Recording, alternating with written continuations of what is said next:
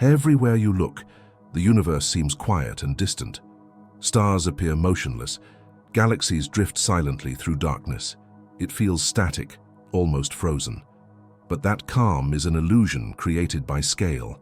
The universe is constantly moving, expanding, and reshaping itself across distances so vast that change disappears from human perception. We're used to thinking small. Even when we imagine stars and galaxies, we compress them into ideas that feel manageable. But when scale is followed honestly, without shortcuts, something changes. The universe stops feeling like separate objects and begins to feel like a single, continuous structure, stretching across billions of light years. Tonight, we're taking a slow journey outward, starting from familiar distances and expanding step by step until intuition fails. We'll trace how matter organizes, how galaxies gather, and how gravity weaves structures so vast they challenge the idea of size itself. Before we begin, if you enjoy calm, grounded explorations of cosmic scale and the deeper structure of reality, a like or subscribe genuinely helps the channel grow. Because by the end of this journey, the most surprising realization won't be how large the universe is. It will be that beings as small as us can understand it at all. Most of the distances that shape your daily life feel natural. You cross rooms without thinking. Streets have lengths your body understands. Cities feel large until repetition shrinks them into familiarity. Even continents and oceans eventually fit inside mental maps built from experience and memory. Distance at these scales feels like something meant to be crossed. The universe begins by respecting that intuition. The moon is close enough to feel reachable. Humans traveled there using technology that now feels almost fragile by modern standards. Earth itself feels enormous until you see it from orbit, where continents shrink into patterns and oceans blur into color. Even the sun, vastly larger than Earth, still feels nearby in a cosmic sense. Light reaches us from it in just over 8 minutes. That delay is noticeable, but it does not yet feel disorienting. Then, scale quietly stops cooperating. Beyond the sun, distance is no longer measured in travel time or physical effort. It is measured in how long light takes to cross empty space. The nearest star beyond the sun is more than 4 light years away, meaning the light reaching your eyes tonight left its source years ago. The Milky Way stretches roughly 100,000 light years across. The soft glow of the galaxy is not a present tense image, but a layered record of ancient moments. At this point, the universe begins to pull away from intuition. You are no longer imagining journeys you might take. You are confronting spans of time so vast that personal meaning dissolves. And yet, even here, the universe has only begun to reveal its scale. For centuries, astronomers assumed there must be a natural ceiling to cosmic organization, a largest meaningful structure beyond which matter would no longer gather coherently. It seemed reasonable to expect that gravity, time, and expansion would eventually impose a limit. They were wrong. For much of modern astronomy, galaxies were treated as the fundamental units of the universe. Each one was imagined as an island of stars, drifting through space with immense emptiness between its neighbors. The Milky Way alone felt large enough to justify that picture, with its hundreds of billions of stars, sweeping spiral arms, and central black hole anchoring everything in place. That picture did not survive better observation. Galaxies gather under gravity. They form families that orbit one another over billions of years, bound together by mass rather than proximity. The Milky Way belongs to a small group of nearby galaxies that interact slowly and continuously. That group itself is embedded within a much larger cluster containing hundreds or thousands of galaxies, immersed in vast halos of dark matter and reservoirs of superheated gas. At this scale, space stops feeling empty. It becomes structured. Matter no longer appears scattered but arranged, flowing along invisible pathways shaped by gravity. Clusters mark regions where these flows converge, where galaxies pile up and heat builds until intergalactic gas begins to glow in high-energy light.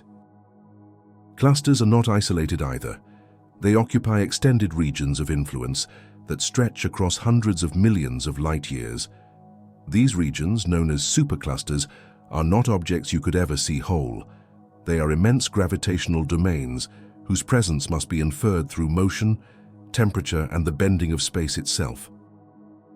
Between them lie enormous voids, regions so empty that even galaxies are rare.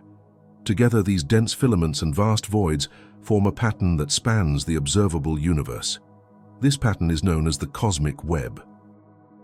For a long time, astronomers believed this was the final layer of structure, the largest arrangement gravity could produce, before cosmic expansion pulled everything apart.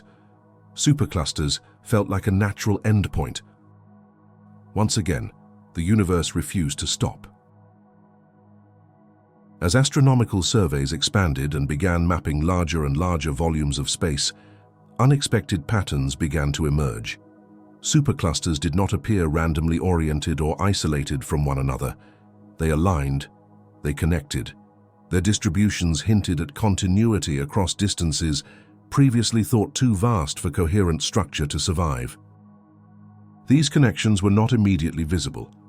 They revealed themselves through the faint glow of hot gas stretching between clusters, through subtle correlations in galaxy motion, and through gravitational signatures left by enormous concentrations of dark matter.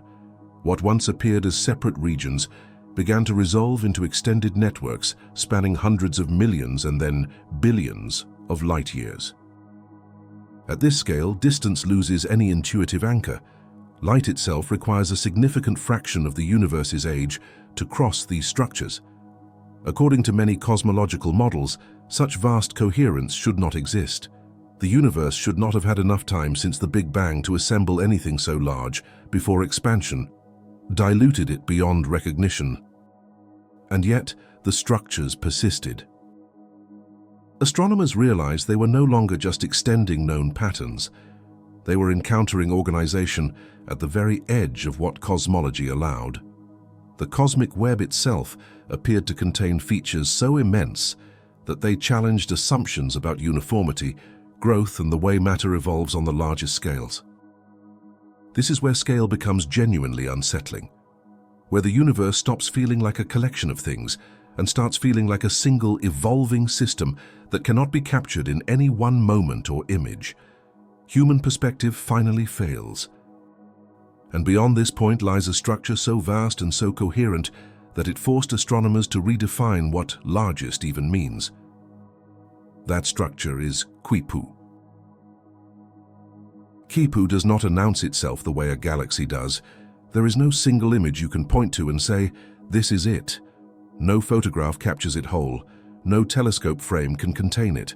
Quipu exists only when enormous amounts of data are assembled, layered, and interpreted together, revealing a structure that no single observation could ever show on its own. At its full extent, Quipu spans roughly 1.4 billion light-years. That distance is not just large, it is cosmological. Light takes a significant fraction of the universe's lifetime to cross it. Within that span lie 68 massive galaxy clusters, each one already among the largest bound structures known, connected by elongated bridges of dark matter and suffused with vast reservoirs of hot, diffuse gas. What makes Quipu extraordinary is not simply its size, but its coherence. These clusters are not scattered randomly. They are arranged along a continuous network that traces a single connected structure across an enormous volume of space. Matter flows along it. Galaxies move within its gravitational influence. Gas heats and stretches along its filaments. Quipu behaves not like a chance alignment, but like a unified feature of the cosmic web. The name is fitting. Like the ancient Andean recording system made of knotted strings, Quipu is a braided structure, with dense nodes and extended strands, encoding information not through symbols, but through connections. It is not an object in the traditional sense. It is a pattern written into the universe itself.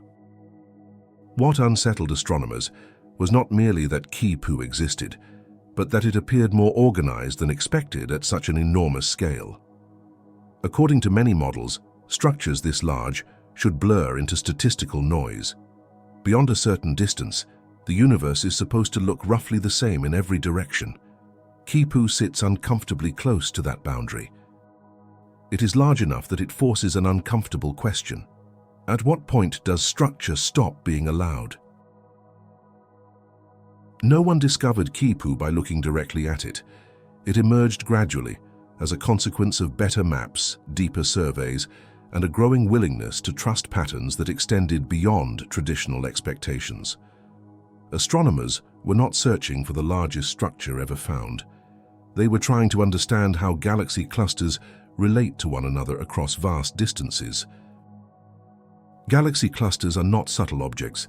They are massive enough to trap superheated gas that glows in X-rays, making them visible across hundreds of millions of light-years. By mapping the positions of these clusters and measuring how their light is stretched by cosmic expansion, astronomers can reconstruct their three-dimensional distribution in space. When this was done across an enormous region of the universe, something unexpected appeared. Clusters were not distributed evenly. They lined up along extended paths, forming chains and networks far longer than anticipated. When these alignments were analyzed statistically, they refused to disappear. They were too coherent, too continuous, and too persistent to be dismissed as coincidence. Additional evidence came from the space between the clusters.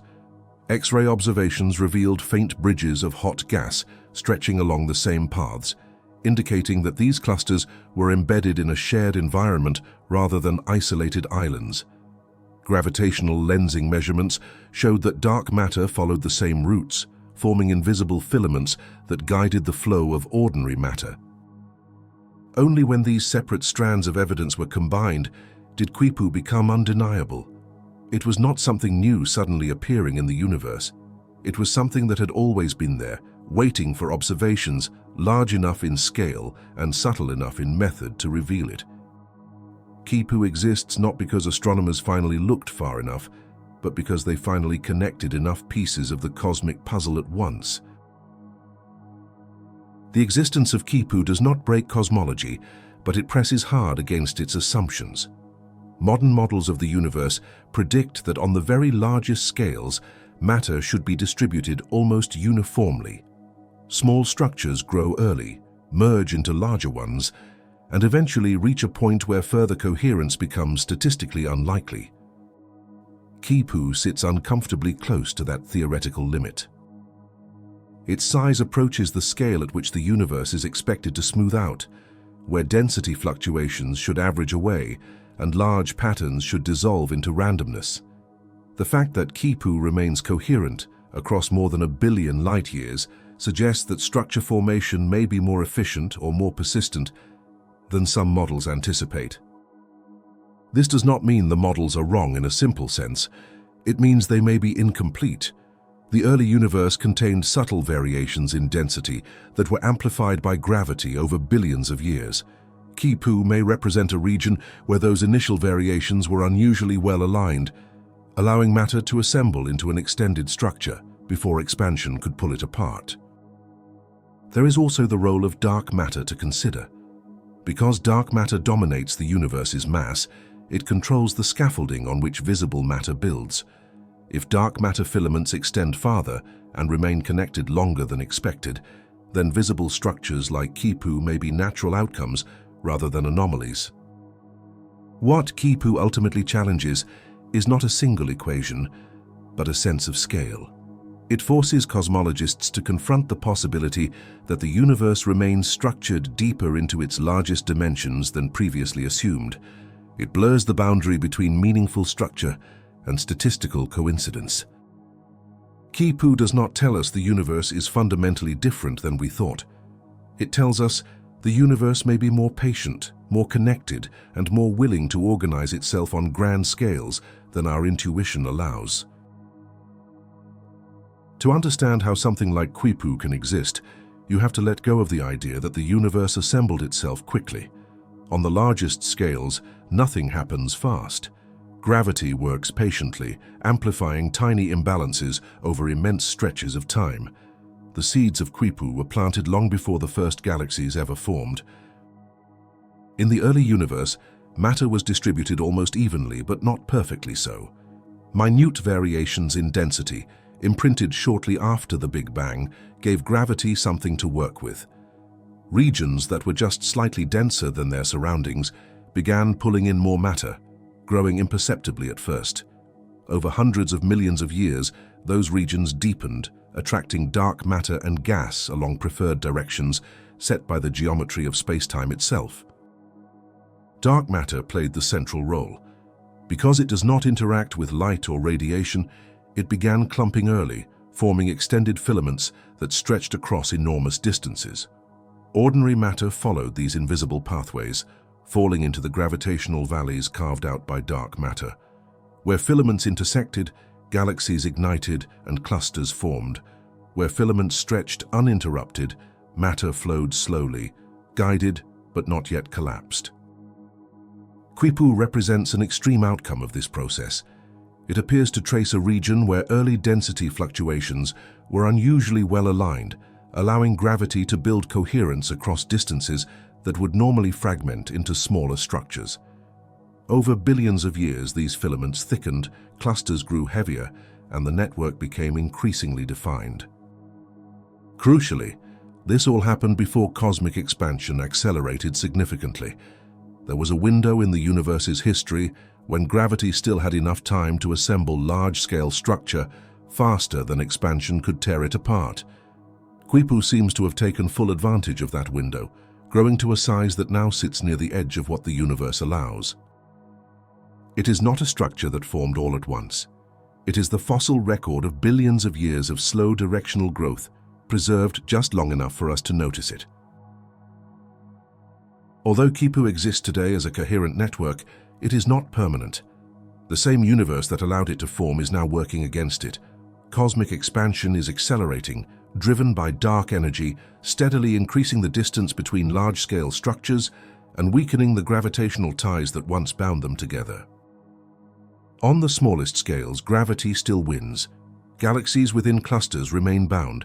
Clusters themselves may continue to merge locally, but across the full span of Quipu, expansion is slowly stretching the network thinner. Over time, its filaments will grow more diffuse, its clusters more isolated, and its coherence less meaningful. This is not destruction in any dramatic sense. There will be no moment when Quipu suddenly breaks apart. Instead, it will fade as a unified structure. Its components will continue to exist, but the relationships that make it a single, connected feature will weaken until they are no longer relevant. Billions of years from now, observers embedded within one of Quipu's clusters may not be able to detect the larger network at all. Distant clusters will slip beyond observational reach, their light stretched and dimmed by expansion until it disappears entirely. What remains will look like a lonely universe dominated by a small island of matter surrounded by darkness. Quipu, then, is a temporary triumph of gravity. It exists at a moment when the universe is old enough for vast structures to have formed, but young enough that expansion has not yet erased their coherence. It is a snapshot taken during a narrow window in cosmic history. The largest structure we know is already dissolving, not because it failed, but because the universe is changing the rules under which structure can survive. From the inside, Quipu does not feel large. Any civilization living within one of its galaxies would experience a sky filled with familiar stars and distant galaxies, unaware that they were part of a structure spanning more than 1 billion light-years. The scale that defines Quipu is invisible locally. It only emerges when viewed from far outside any single vantage point. This has profound implications for perspective. Civilizations are bound not just by technology, but by causality. Light speed limits ensure that meaningful interaction across structures like Quipu is impossible. Signals sent between distant clusters would take longer than civilizations are likely to last. Even knowledge of one another's existence would arrive hopelessly late. The cosmic web connects matter, but it does not connect experience. This means that most intelligent life, if it exists, will live and die without ever knowing the true scale of the structures it inhabits. Quipu may contain countless galaxies, stars, and potentially living worlds, yet those worlds will remain effectively isolated from one another by distance and time. And yet, From one small planet around one unremarkable star, humans have managed to reconstruct this immense structure anyway. We did not travel across it. We did not see it directly. We inferred it patiently from faint light, subtle motions, and invisible mass. That may be the most remarkable implication of Quipu. Not that the universe built something so large, but that minds evolved on a tiny world can comprehend it at all. Atoms forged in stars, assembled into beings capable of tracing patterns across billions of light years, long after the processes that created those patterns began. Quipu is not just a structure in space. It is a measure of perspective. It shows how small we are, how isolated we are, and how extraordinary it is that we can nonetheless understand a universe that never scaled itself to us. As vast as Quipu is, it exists inside a universe that is quietly becoming smaller in a meaningful sense. Not smaller in size, but smaller in what can never be accessed, observed, or influenced. Cosmic expansion is not slowing down. It is accelerating, stretching space faster with every passing billion years, and steadily reducing the portion of the universe that remains causally connected. This creates a strange reversal of intuition. The universe grows larger, yet the observable universe shrinks in practical terms. Distant structures recede beyond the cosmic horizon, their light stretched until it fades into invisibility. Over enough time, even structures as enormous as Quipu will fragment into isolated islands of matter, each cut off from the others by expanding space. From the perspective of the far future, the universe will appear emptier than it does today. Galaxies outside a small local region will vanish from view entirely. The evidence that the cosmos once contained immense networks spanning billions of light years will be erased by expansion itself. Quipu will not be remembered because it will no longer be observable. This makes our moment in cosmic history unusual. We live at a time when the universe is old enough for enormous structures to have formed, but young enough that their light can still reach us. We are positioned at a fleeting intersection between growth and isolation, where the largest patterns the universe ever built remain visible but only just. Quipu exists not only as a physical structure, but as a reminder that the universe does not preserve its own history indefinitely. If intelligence had arisen much earlier, the structure would not yet have formed. If it arose much later, the structure would already be gone from view. Our ability to know Quipu is tied to timing as much as curiosity. Every atom in your body was forged in stars long dead. The iron in your blood, the calcium in your bones, the carbon in your cells, all originated in stellar interiors or violent explosions billions of years ago. Matter that once drifted through interstellar space eventually assembled into planets, chemistry, and life. From that same matter emerged minds capable of abstraction. Human beings did not evolve to understand billion light-year structures. Our senses are tuned to survival on a narrow range of scales. And yet, through careful observation, mathematics, and patience, we have learned to reconstruct a universe far beyond anything we can experience directly. Quipu represents the outer edge of that achievement. It is not something we can see, hold, touch, or traverse. It exists only because countless observations were gathered, compared, corrected, and assembled into a coherent picture. It exists because we trusted that the universe is understandable even when it refuses to be intuitive. This is not a trivial accomplishment. The universe does not advertise its largest structures. It hides them in faint signals, subtle correlations, and invisible matter. To find Quipu required not just better instruments, but a willingness to believe that meaning could exist at scales far larger than comfort allows. In a universe that will eventually erase evidence of its own grandeur, understanding becomes an act of preservation. Knowledge outlives visibility. The structures themselves may dissolve, but the insight that they once existed does not have to.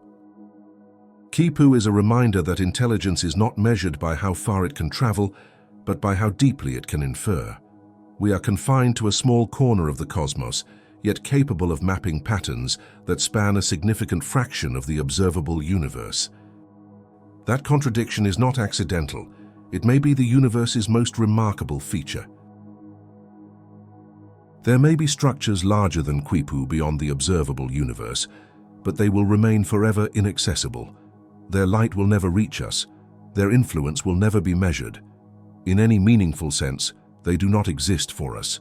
Quipu stands at the edge of what can be known, not because it is absolutely the largest structure in existence, but because it is the largest structure reality allows us to confirm. This gives Quipu a unique status. It is not just the biggest thing we have found. It is a boundary marker, defining how far understanding can stretch before the universe itself draws the line. Everything about it resists human scale. Its size defies imagination. Its formation stretches across billions of years. Its future trends toward fragmentation and disappearance. And yet, for a brief window in cosmic history, it can be known. That knowledge does not make the universe smaller, it makes it deeper. Quipu shows us that the universe is capable of organizing itself on staggering scales, and that those structures are neither eternal nor meaningless. They emerge, persist, and fade according to laws that are subtle, patient, and consistent. In learning this, we are not conquering the cosmos, we are participating in it. On a small planet orbiting an ordinary star, Stardust learned to look outward and recognize patterns larger than any single moment, any single place, or any single life. That achievement does not depend on permanence. It depends on understanding. Quipu will eventually dissolve into the expanding universe. Its clusters will drift apart. Its filaments will thin. Its coherence will fade. But for now, it exists, and because it exists, it can be known. And the fact that we can know it at all may be the most extraordinary structure the universe has ever produced.